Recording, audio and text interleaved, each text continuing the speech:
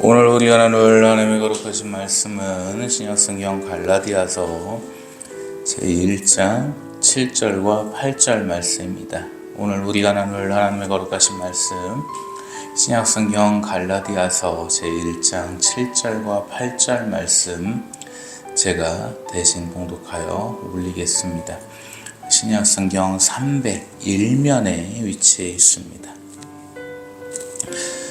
다른 복음은 없나니 다만 어떤 사람들이 너희를 교란하여 그리스도의 복음을 변하게 하려 함이라. 그러나 우리나 혹은 하늘로부터 온 천사라도 우리가 너희에게 전한 복음 외에 다른 복음을 전하면 저주를 받을지어다. 아멘. 아버지 감사합니다. 아버지의 사랑 가운데 은혜 가운데 이 시간도 예배를 올려오며 아버지의 말씀을 나누게 하시니 영광과 존귀와 감사와 찬양과 경배를 아버지께 올려옵나이다. 아버지의 말씀을 나누는 이 시간 성령 하나님께서 친히 가나 감동 인도 역사하셔 주셔서 아버지의 말씀을 붙들고 이 한 주간 세상의 악을 이길 수 있는 힘을 주시오며 세상에서 꿋꿋이 살아가며 아버지만을 경배하며 예배하며 따를 수 있도록 은혜와 사랑을 내리시어 주시옵소서. 한없으신 아버지의 사랑을 찬양하오며 찬미하오며 우리 구주 예수 그리스도의 이름으로 기도 올리옵나이다. 아멘. 네, 새로운 한 주가 또 이렇게 밝았습니다. 참 6월달이 또 이제 밝았죠. 벌써 2024년도 절반으로 들어서게 됐습니다. 참 빠릅니다. 이제 여름 날씨가 완연해졌고 날씨도 덥고 점점 땀이 흐르는 계절이 됐습니다. 우리 성도님들 여러모로 보양식 잘 챙겨 드시기 바랍니다. 보양식 얘기가 나와서 말인데 도대체 비행기에서 어떤 보양식을 먹으면 6,292만 원의 기내식 비용이 나올까요? 20시간의 비행시간 동안 36명이 6,292만 원어치를 처먹었다고 하는데 1인당 160만 원에 달합니다. 제가 예전에 같이 이제 어떤 기업인들의 모임이 있어서 3명이서 한 달 동안 거의 한 20여 일을 만났던 것 같습니다. 점심, 저녁을 포함을 해서요. 그래서 한 20여 번을 만날 동안 정말 우리가 좋은 것만 먹고 다닙시다 해가지고 정말 좋은 것만 먹으러 다녔습니다. 가장 좋은 거 숭로버섯이나 송이버섯도 먹고요. 자연산 송이부터 시작해서 산삼도 먹으러 다니고 개구리도 먹으러 다니고 오골개도 먹으러 다니고 막 이랬단 말이에요. 전복도 먹으러 다녔고 랍스타는 말할 것도 없고요. 그렇게 해서 3명이서 서로 번갈아가면서 사고 했는데 한 사람당 한 달 식비를 한번 계산을 해봤어요. 우연찮게 술자리에서. 그래서 계산을 하고 나니까 다 합친 게 한 500여만 원 정도 됐단 말입니다. 3명이서 한 달 동안 먹은 게요. 20일 동안 먹은 겁니다. 근데 얘네들은 뭐를 처먹었는지 20시간 동안 1인당 160만 원어치를 처먹어가지고 6천만 원이 넘게 나왔다. 그 철갑상어의 알인 캐비아에다가 순금을 갖다 살살살살 뿌려갖고 처먹어도 그 돈은 안 나올 것 같은데 뭘 처먹었냐 이거. 그게 국민적 여론이 뒤로다가 돈을 빼돌리지 않았냐, 쇼핑비 만든 거 아니냐 이렇게 지금 얘기를 하고 있고 드러나지 않은 진실은 진실일 수가 없습니다. 정확한 근거도 없고 증거도 없기 때문에. 그래서 김정숙이가 한 건을 해냈습니다 라고 국제일보에서 한번 떠들었더니 조회수가 또 2만회 3만회를 향해 가고 있습니다. 아주 미칠 노릇이에요. 그러면서 댓글을 달리는 거 보면 돼지 새끼야 너나 조용해라, 주둥이 함부로 나불대지 마라, 길거리에서 너 만나면 죽여버릴 거다, 이런 댓글들이 달린단 말이에요. 아직도 대가리가 깨진 문바들이 존재한다는 게 참으로 기상천외합니다. 일각에서는 목사가 이런 발언을 한다고 해서 여러 가지 말도 많고 탈도 많겠지만 저는 헝금없는 교회를 운영하고 있는 사람이고 정치적으로 누구보다도 중립에 서 있는 사람입니다. 윤석열 대통령 쪽 아닙니까? 라고 얘기는 하겠지만 윤석열 대통령 얼마든 지지는 합니다. 그러나 잘못된 것은 잘못된 것이죠. 김건희 여사의 디올백 사건 매우 아쉽게 생각하고 있습니다. 그런데 그 디올백 300만 원짜리 갖다 특검하자고 지랄 연병을 떨면서 6,229만 원 갖다가는 왜 아무 말도 안 하고 있습니까? 이것이 한국 민도의 수준입니다. 민초의 수준이다 이 말입니다. 이렇게 해서 수준 낮고 매우 배은망덕한 국민들이 90%를 차지하는 이 나라가 어떻게 선진국이라고 할 수 있겠습니까? 그 나라의 선진성을 보려면 동물을 대하는 자세를 보면 됩니다. 미국 같은 경우에는 강아지에게 내 유산을 물려주기도 합니다. 예전에 200억 원이 넘는 자산을 강아지에게 물려줘서 문제가 됐었죠. 한번 논란이 시끄럽게 일어났었습니다. 그래갖고 그 하녀들이 강아지에게 돈 좀 받으려고 열심히 뒤치다꺼리를 하는 모습을 볼 수가 있었습니다. 산책 한번 시키면 200만 원, 300만 원 뭐 이 정도가 책정이 됐던 걸로 기억을 합니다. 그러나 반대로 한국의 동물을 대하는 수준은 어떻습니까? 아직도 강아지를 학대하고 죽이고 함부로 대해서 재판이 열리는 경우를 심심치 않게 볼 수가 있습니다. 자기보다 약한 생명체를 괴롭히는 게 못되고 천박한 인간의 기본 요소입니다. 사람에게는 함부로 할 수 없으니까 강약약강의 양아치 기질을 동물에게 하고 있는 것입니다. 캣맘들이 뭐가 문제라고 길고양이들에게 음식을 주는 게 뭐가 그렇게 문제입니까? 집에 데리고 가서 키우라는 말에는 저도 동감은 합니다만 그만한 사정이 안 됐겠죠. 그래도 그 굶주린 길거리 양이들에게 뭐라도 먹인다면 그게 예쁜 마음 아니겠습니까? 동물과 사람은 항상 같이 동존해야 됩니다. 공존을 할 수밖에 없는 상황이죠. 그래서 아담과 하와가 태어났던 그 에덴 동산에도 수많은 동물들이 있었습니다. 일각에서는 그 당시에 동물들은 말을 할 수 있었다 이렇게 이야기를 하는데 차라리 지금 시대의 동물들이 말을 못하는 게 어찌 보면 하나님의 은혜라 할 수 있겠습니다. 말을 할 줄 알면 사람들한테 욕밖에 안 할 것 같습니다. 동물들이.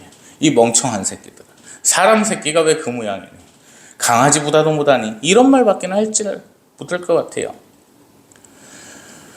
얼마나 시대가 악하고 악해졌냐면 부모가 자식을 죽이고 자식이 부모를 죽이고 부모가 자식을 겁탈하는 시대까지 와 있습니다.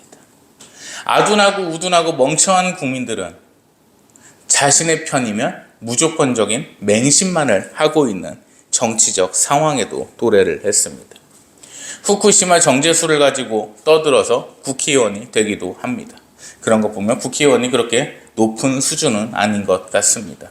국민을 대표하는 300인이라고 하는데 자기 밥벌이를 위한 300인이 된 지는 오래인 것 같습니다. 얼마나 대통령을 무시를 하면 대통령의 축하난까지 버린다느니 다시 돌려보낸다느니 이따위 소리를 하고 있습니까? 그런 거 보면 참 보수가 좀 점잖은 것 같습니다. 신한국당, 한나라당, 새누리당, 미래통합당, 지금의 국민의힘까지 왔을 때 민주당의 대통령이 축하한다고 남보냈다고 그거를 반환시킨 적은 한 번도 본 적이 없습니다. 왜냐하면 우파들은 그래도 좀 지성인들이 많거든요. 난을 갖다가 보내왔으면 그 난을 갖다가 어디다 놓으면 좀 예쁘게 키울까 뭐 이런 생각도 하고 아침마다 난을 좀 닦아야겠다 이런 생각을 하지 이 새끼가 보냈으니까 이거 돌려보내야 돼 이 생각은 안 한단 말입니다. 기가 막히고 안타까운 현실입니다. 말이 좀 어떻게 보면 좀 거칠었을 수도 있는데요. 많은 양해를 좀 부탁드리겠습니다. 뭐 이러한 실정에서 살고 있으니 참 목회를 하기가 힘든 상황이네요. 자, 오늘 우리가 나눌 갈라디아서 말씀은 이 갈라디아 지역에서 바울 선생님이 쓰신 서신입니다. 갈라디아 지역은 특색이 하나 있었습니다. 율법주의자들이 상당히 많았습니다. 그래서 사도들이나 예수 그리스도의 복음을 전하는 자들에게 이 지역 사람들이 얘기합니다. 니네 할례를 했느냐? 이렇게 먼저 물어봐요. 이 할례라는 부분은 율법에서 가장 중요한 부분이었었기 때문에 율법자들은 율법학자들은 매우 중시를 했고 그것을 하지 아니했다면 인정을 하지 않는 풍습이 고착되어 있었습니다. 그래서 바울 선생님은 계속 말씀을 하십니다. 할례한 자나 무할례한 자나 그리스도 안에서 그리스도를 따른다면 누구나 하나님의 자녀라. 이렇게 이제 말씀을 계속 강조를 하세요. 갈라디아서는요, 계속 1장부터 보시다 보면 그 할례 얘기가 상당히 많이 나옵니다. 무튼 이 지역 사람들에게 율법에 대해서 바울 사도 선생님이 말씀을 하시면서 율법의 중요성과 당위성과 그리고 그리스도의 복음과의 차이를 말씀을 하시는데 먼저 1장에서 우리가 살펴보겠습니다. 본문 말씀으로 돌아가 보겠습니다. 다른 복음은 없나니 다만 어떤 사람들이 너희를 교란하여 그리스도의 복음을 변하게 하려 함이라. 이단들을 이야기합니다. 우리가 혹은 하늘로부터 온 천사라도 다른 복음을 전하면 저주를 받게 된답니다. 신학적으로는요, 이 성경 성구가요, 네 글자로 줄여집니다. 바로 인본주의입니다. 사람이 우선이 되고 복음이 그리스도께서 우선이 되지 않다 보니까 다른 복음이誕生을 하게 됩니다. 예를 들면 이 성경 말씀을 가지고 자신의 뜻대로 해석을 해버립니다. 그렇게 되면 이 성경의 복음은 전혀 다른 의미가 되어버리는 것이고 다른 교리가 되어버립니다. 이것이 바로 이단입니다. 온전한 복음과 온전한 말씀은 오직 이 성경으로서 끝납니다. 물론 존 웨슬리의 신학에서 나오는 말이긴 합니다만 6,000년 전의 성경과 지금의 성경이 말만 다르고 어휘만 다를 뿐이지 뜻은 똑같다는 이야기를 합니다. 그 부분에 대해서 저도 어느 정도의 동감은 합니다. 다만 어휘가 달라지고 표현하는 음역과 훈독과 음독이 좀 달라지다 보니까 잘못된 부분들이 개혁 개정을 해야 될 부분들이 조금씩은 생기기는 합니다만은 그 큰 뜻은 변하지는 않는다는 것이죠. 예수님께서는 아직 재림하시지 않았습니다. 예수님께서는 공생의 3년을 사시다가 33살에 하늘로 승천하셨습니다. 예수님께서는 사흘 만에 부활하셨습니다. 예수님께서는 떡 5덩이와 2마리의 물고기로 5,000명을 먹이셨습니다. 아멘입니까? 이거는 당연히 성경에 나와 있는 당연한 말씀인데요. 이것들을 가지고 사람의 생각으로 다 변하다 보니까 이단이 탄생이 되는 거죠. 자유신학, 성서비나 비판, 이단 개소리가 그래서 나오는 겁니다. 성서를 비판한다고요. 사람 따위가 피조물이 창조주께서 써내려 가신 이 성경을 비판한다고 합니다. 그것들이 요즘 신학도들이 짓거리는 말이고 교수라는 놈들이 짓거리는 말입니다. 이게 바로 인본주의라는 겁니다. 교리는 사람의 생각을 거치고 사람의 가치관을 통하면 변할 수밖에 없습니다. 우리가 국민학교 때를 생각을 해보십시오. 앞에 애한테 사슴이라는 단어를 갖다 얘기를 했을 때 그게 타고 60여 명의 아이들을 통해서 뒤로 가면은 엉뚱한 동물이나 엉뚱한 물건이 나오기 마련이죠. 그것처럼 이 성경의 말씀은 사람을 통해서는 아니 되고 사람의 가치관을 통해서도 절대 아니 됩니다. 오직 말씀은 말씀대로 계셔야 되는 것입니다. 14만 4천 명을 가지고 지들 뜻대로 신기하게 계산을 합니다. 말 그대로 14만 4천은 12지파와 12사도와 무한대수인 1000을 곱한 숫자입니다. 그러다가 지들이 목표했던 바가 이렇습니다. 프로젝트가 성공을 해서 14만 4천 명이 넘으니까 교리를 바꾸기 시작합니다. 이제 그 다음 구절에 나오는 흰물을 갖고 또 얘기를 하기 시작하죠. 그것처럼 사람을 통하면 이 성경이라는 건 변할 수밖에 없습니다. 결코 온전할 수가 없습니다. 예수님께서 분명히 가신 모습 그대로 오신다고 했죠. 그 말씀을 가지고 지들끼리 생각을 하고 판단을 해갖고 바꾸다 보니까 이단이 돼버리는 거예요.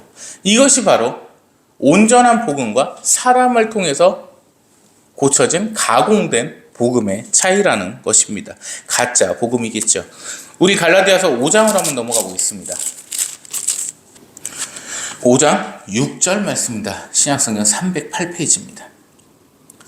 5장 6절 말씀 제가 대신 봉독하여 올립니다.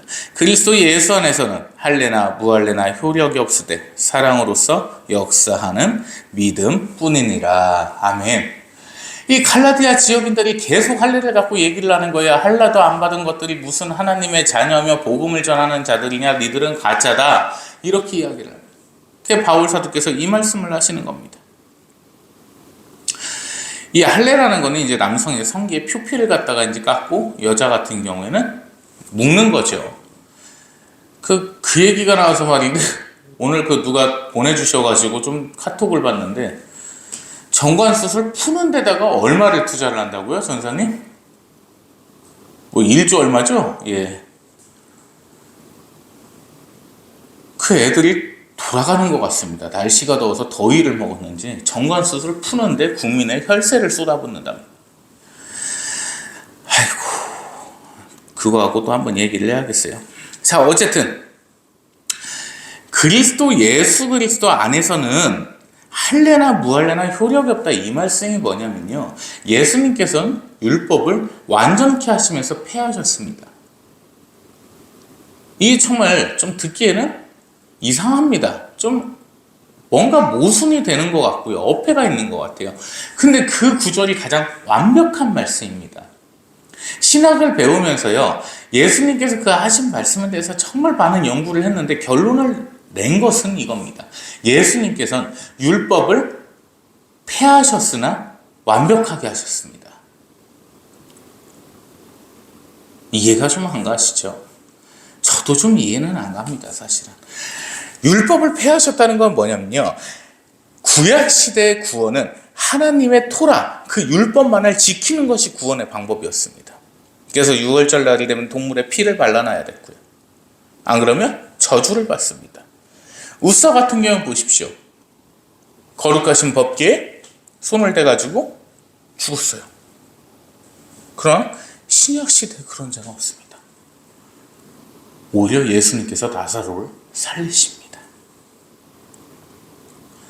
생명이 다해서 죽은 자를 살리십니다. 사람을 살리고 죽이는 것은 율법일까요? 아닐까요? 율법이 아닙니다. 하나님의 사랑의 근본적인 일입니다. 풀어서 쉽게 말씀을 드리면 하나님께서 소유하신 원천과 근본은 사랑입니다. 사람을 어여삐 여기셔서 하나님의 형상대로 만드셨어요. 그리고 하나님의 거룩하신 숨결을 불어넣어 주셔서 영이라는 게 생겼습니다. 생각을 할 수 있고요. 하나님께 영광을 돌릴 수 있는 아름다운 존재로 만들어 놓으셨습니다. 그게 하나님께서 우리를 사랑하신 증거입니다. 그 사랑이 율법의 완성이라는 거죠. 모든 것을 용서하시는 것입니다. 그래서 이제 더 이상 율법에만 얽매이는 것이 아니라 한 단계 더 나아가서 올라가서 하나님의 사랑의 그 근본, 그것만을 바라보는 것이 그리스도인의 자세라는 말씀입니다. 그래서 할례를 했든 무할례를 했든 그것은 이만한 등급에 있었던 율법의 일종만이 됐던 거고요. 이제는 그것보다 훨씬 더 아우러지는 겁니다. 사랑 안에 속해 있기 때문에 이거는 이제 필요가 없는 거예요. 흩어져 버리는 겁니다. 이 말씀을 사도 바울 선생님께서 말씀을 하십니다. 율법대로 따지자면 사도 바울 선생님은 진작에 죽었어야 됩니다. 성령 해방죄를 졌기 때문이죠. 스데반 집사님이 처형당하는 것을 마땅하게 여겼습니다. 그리스도인들을 잡아돌리는 것을 마땅하게 여겼습니다. 그들을 고문하고요, 채찍질하고 죽을 때까지 폭행하는 것을 정당하게 생각했던 분입니다. 그런 분이라면 율법대로 하면 당연히 진작에 저주를 받았어야 됩니다. 그러나 그렇지 않았습니다. 하나님의 사랑은 결코 그 율법에서 종결되지 않았습니다. 오직 사랑의 원천으로서 그분까지 품어서 그 사도 바울 선생님이 사도 중에 사도요, 그리스도인 중에 그리스도라는 호칭을 얻도록 인도하셨고 영광 돌리게 하셨습니다. 그것이 하나님의 근본이십니다. 그렇기 때문에 사도 바울 선생님은 이 말씀을 갈라디아인들에게 하시면서 더 이상 율법에 얽매이지 말라고 권고하십니다. 우리가 5장 20절 말씀 한번 보겠습니다. 자, 율법은 사랑 안에 속하게 됐죠. 그런데 그리스도인이 절대 하면 안 되는 일을 말씀을 하십니다. 5장 19절부터 23절까지 대신 봉독하여 읽겠습니다. 육체의 일은 분명하니 곧 음행과 더러운 것과 호색과 우상 숭배와 주술과 원수 맺는 것과 분쟁과 시기와 분념과 분냄과 당짓는 것과 분열함과 이단과 투기와 술 취함과 방탕함과 또 그와 같은 것들이라. 전에 너희에게 경계한 것 같이 경계하노니 이런 일을 하는 자들은 하나님의 나라를 유업으로 받지 못할 것이요 오직 성령의 열매는 사랑과 희락과 화평과 오래 참음과 자비와 양선과 충성과 온유와 절제니 이 같은 것을 금지할 법이 없느니라. 아멘. 그리스도인들이 해서는 절대 안 되는 것들을 말씀을 하십니다. 몇 가지만 짚어볼까요? 자, 우상숭배 당연히 안 되죠. 그리고 주술, 점치는 것과 원수 맺는 것, 누구와도 원수가 되기를 하나님께서는 원치를 않으십니다.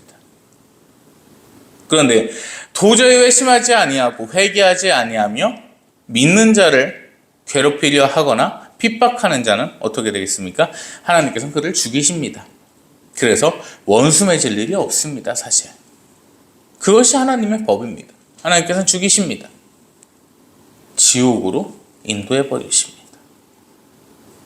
그래서 우리는 살면서 하나님만 바라보고 산다면, 그리스도 예수 안에서만 있는다면요, 원수 맺을 일은 없어요. 죽어요, 상대방이. 우스갯소리긴 하지만 실제로 있었던 일입니다. 한 신부님이 강론 시간에 지금까지 한 명도 살면서 이제 미워하는 자가 없는 자는 일어나 보십시오. 연세 드신 할아버지가 일어나십니다. 연세가 어떻게 되십니까? 96이시래요. 그래서 정말 미워하는 사람이 한 명도 없으십니까? 예전에는 있었어요. 많이 있었습니다. 근데 다 죽어버렸습니다. 그렇게 됩니다. 믿는 사람의 원수가 있을 수가 없어요. 다 죽이십니다. 그러니 무서운 것이요. 분쟁과 시기와 분냄과 당짓는 것과 분열함입니다. 갈라지는 것입니다. 그리고요, 투기와 술 취함과 방탕함입니다. 이 투기라는 것이요, 번역이 좀 잘못되는데 도박입니다. 도박을 하면 사람이 피폐해질 수밖에 없어요. 정성 카지노에 가서 돈 땄다는 사람 본 적 있으십니까? 없습니다. 차 다 전당포 가가지고 잡아놓고 그 몇 푼 받아다가 또 날리고 무료 급식 받아먹고 그렇게 살아요. 지금은 좀 올라나는 모르겠는데 6만 원 정도를 줍니다. 그 정성 카지노 앞에 도박 중독 치료센터 이렇게 있어요. 그래서 다시는 도박을 하지 않겠습니다라고 서약서를 주면 6만 원을 주고 교통비를 줍니다. 집에 갈 수 있도록. 그게 도박의 현실이기 때문에 투기를 못하게 하십니다. 술 취함과 방탕함입니다. 술 마시는 거 가지고 하나님께서 반대하시진 않으셨습니다. 다만 그 취하는 거를 말씀을 하십니다. 근데 우리가요, 성경을 꼭 떠나서 인간적으로도 한번 생각을 해보십시다. 자, 제가 실업인이에요. 근데 저보다 이제 그레이드가 좀 낮은 거래처 사람들하고 이렇게 만난다고 생각을 해보세요. 제가 똑같이 술 취해가지고 야 오늘 2차, 3차까지, 4차까지, 5차까지 가자 이러고 있으면은 제 급이 어떻게 보일까요? 똑같은 놈 같지 않겠습니까? 안 취하는 모습을 보이고 뭔가 계속 점잖은 모습을 보인다면 존경과 존중은 당연히 따라오는 것이거든요. 인간관계에서도 그렇다니까요. 하물며 그리스도인은요. 술이야 당연히 먹을 수 있겠죠. 한두 잔이라고 표현하지 않겠습니다. 한 잔 먹는다는 사람 치고 한 잔 먹는 사람 한 번도 본 적은 없어요. 한 병이겠지. 자, 위스키를 한두 병 먹는다고 생각을 해보십시오. 안 취합니다. 멀쩡하게 딱 결제하고, 결제를 하면 좀 더 본이 되겠죠. 결제를 하고 집에 딱 들어가는 모습을 보입니다. 아, 역시 교회 다니는 사람이라 다르구나. 우리는 한두 병 먹으면 여자가 있는 데를 가야 되는데 저 사람은 그렇지는 않구나. 이런 생각을 할 거란 말입니다. 이게 멋있는 거지요. 성경은요, 우리 인간들에게 아버지께서는 큰 거를 바라시지는 않습니다. 너희는 내 자녀니까 세상에서 술도 마시면 안 되고 담배도 피면 안 되고 욕도 하면 안 되고 싸워서도 안 돼. 이렇게 하시지 않는다는 겁니다. 이 네 개를 갖고 얘기를 해볼까요? 담배 피지 말라고 말씀 없습니다. 외국 가보십시오. 목사님들 담배 얼마든 태우십니다. 예배 끝나면 장로님들하고 마당에서 많이 피십니다. 저 버지니아 있을 때 보면 예배 끝나고 목사님들 다 이 스톨까지도 걸치신단 말이에요. 거기는 목사님들이 다 걸치시고서 예배 끝나면 장로님들하고 뒤에서 딱 시가 꺼내셔가지고 태우시고 계세요. 그럼 이제 지나가시다 집사님들은 아유 목사님 다음 주에 봬요. 이게 문제가 있어요? 술 같은 경우는 목사님들 술 좋아하십니다. 근데 이런 거는 있습니다. 좀 젊은 목사님들하고는 제가 술을 안 마셔봤고 좀 연세 드신 목사님들하고 좀 마셔봤는데 취하시는 거를 본 적이 없어요. 술이 세신 건지 아무리 위스키를 갖다가 그렇게 드셔도 취하시는 모습을 본 적이 없습니다. 멀쩡하십니다. 아, 신학적 소양에 쌓이면 저렇게 되는구나. 어린 시절에 이렇게 좀 생각을 한 적이 있습니다. 평탄하지 않잖아요. 담배 같은 경우도 마찬가지죠. 그리고 원수 짓는 거, 싸우는 거, 욕하는 거요. 어떻게 세상을 살면서 욕도 안 하고 안 싸우고 삽니까? 나오는 게 욕인데, 뉴스만 틀어도 욕인데. 원수 짓는 거요. 왜 이렇게 괴롭히는 놈들이 많은지, 싸가지 없는 것들이 많은지, 날 죽이려고 하는 것들이 많은지, 이런 생각들 다 갖고 있잖아요. 죽여버리신다니까요. 정리를 해주신다니까. 하나님께서는요, 죄송한 얘기지만 사람의 수준을 그렇게 높게 보시지 않습니다. 왜? 피조물을 낳아서 어차피 연약하고 무너질 것들을 낳는 걸 아시는 거예요. 그럼에도 사랑하시는 겁니다. 거룩한 존재로서 보시지를 않아요. 왜 그러시겠어요? 일개 뱀한테도 속아 넘어가는 멍청한 것들이기 때문이죠. 이해가 좀 되시나요? 하나님께서는 우리의 수준을 그렇게 높게 보시지를 않는다는 겁니다. 우리가 할 수 있는 집만 우리에게 지어주시는 거예요. 우상숭배와 주술과 분쟁, 시기, 원수 짓는 거, 분연, 단짓는 거, 술 취한 거, 방탕한 거, 투기하는 거 안 할 수 있잖아요. 이 정도는 안 하고 살 수 있죠. 이것도 안 하면서 그리스도인이라고 하면 안 됩니다. 우리가 할 수 있는 것만 시키신다니까요. 그분이 아버지 하나님이십니다. 아버지시니까. 엊그저께 유튜브를 보니까 리트리바가 정말 레브라도인데 귀여워요. 얼마나 이쁜지. 천재견인지 하여튼 모르겠습니다. 이제 밖에 가서 배변 활동을 하고 싶으니까 비 오니까는 그 아빠가 그러는 거예요. 너 얼른 갔다 와, 비 오니까. 그래서 이제 작은 애는 나갔어요. 그래갖고 이제 시야만 하고 들어오고. 큰 애 나가라고 하니까 화장실 휴지를 입에다 물고 옵니다. 너 큰 거 보러 갈 거야? 그랬더니 그래가지고 이제 애기가 나가요. 근데 그 휴지를 들고 가는데 야, 너 휴지 입에 물었으니까 그걸로 네가 닦고 와. 이렇게 안 하죠. 강아지 아빠는. 표시만 하는 거예요, 걔는. 그래도 고맙죠. 왜? 들고 가기라도 해주니까. 그럼 그걸로 닦아주면 되잖아요. 사람도 그런데요. 많은 것을 바라지 않습니다, 아버지께서는. 우리가 어떤 존재를 아시기 때문입니다. 그것들을 다 아울러시는 게 하나님의 사랑이셨다는 겁니다. 그 하나님의 사랑 안에서 우리는 늘 감사하며 살아가야 되는 것이고 늘 행복한 웃음 가운데 복음이라는 것만 붙잡고 살면 됩니다. 그것이 우리가 살아갈 유일한 방법입니다. 우리 마지막으로 6장 10절 말씀 보고 끝내겠습니다. 제가 대신 봉독합니다. 그러므로 우리는 기회 있는 대로 모든 이에게 착한 일을 하되 더욱 믿음의 가정들에게 할지니라. 아멘. 이 말씀이 뭐냐면요. 기왕에 우리는 살면서 선하게 살으라는 겁니다. 베풀고 살으라는 겁니다. 그런데 그 베푸는 게 믿는 가정들에게 더하라는 말씀입니다. 내가 호의를 베풀었을 때요. 그리스도 예수 안에 없는 자들은 그 호의를 무시하거나 당연하게 생각할 겁니다. 왜냐하면 그 안에는 마귀가 있기 때문에요. 그런데 온전히 예수 그리스도님 안에 있는 그 자들은 그리스도인이 베푸는 호의에 대해서 정말 감사할 것이고 하나님께 영광을 돌릴 것입니다. 그것이 이유입니다. 나 예수님 믿으니까 중들한테도 잘하고 불교 신자한테도 잘하고 무당한테도 잘해야지, 이따위 생각하지 말라는 겁니다. 저주받을 자들은 이미 창세전에 전해졌고 구원받을 자들 또한 창세전에 정해졌습니다. 우리는 구원받을 자들입니다. 악의 세력과 싸워서 이겨야 되는 자들이고 이길 수밖에 없는 존재들입니다. 그것이 우리가 하나님의 택함을 받은 이유입니다.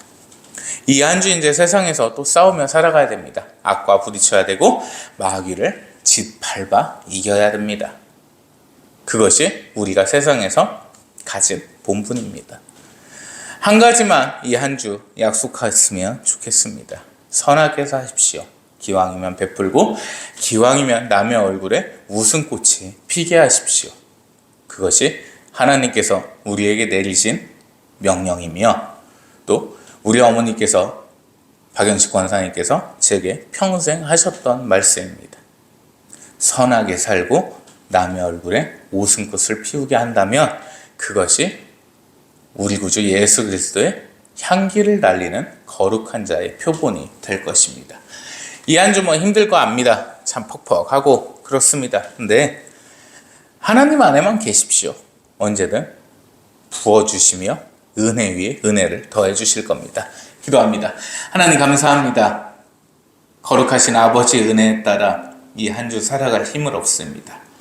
오직 아버지께서 도와주시고 인도해 주셔서 이 한 주 늘 피어나는 웃음꽃 가운데 아버지께 하루하루 더한 영광을 돌리며 윤택한 삶으로 이끄시어 주시옵소서. 은혜와 사랑에 영광과 감사를 올리며 우리 구주 예수 그리스도 이름으로 기도 올리옵나이다. 아멘.